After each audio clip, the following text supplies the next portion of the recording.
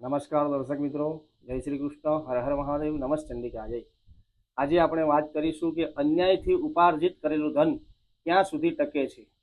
તો સપ્રમાણ આજે આપણે શ્લોકનું શ્રવણ કરીએ અને પછી તેનો અર્થ સમજીએ.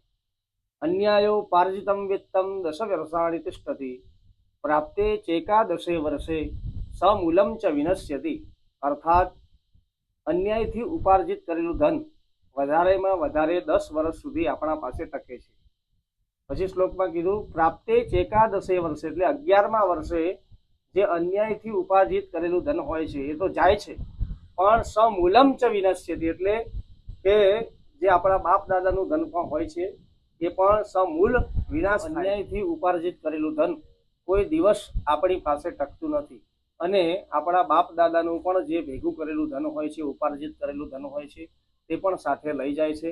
માટે કોઈ પણ દિવસ અન્યાયથી ઉપાર્જિત કરવું નહીં. તો શ્લોકમાં જણાવ્યું તે પ્રમાણે કોઈ પણ દિવસ અન્યાયથી ઉપાર્જિત ધન ન કરવું જોઈએ. સાચી નીતિથી કમાવેલું ધન તથા ન્યાયથી કમાવેલું ધન આ જીવન જીવીએ ત્યાં સુધી, અને આપણા બાળકો પણ એ ધનને વાપરી શકે છે.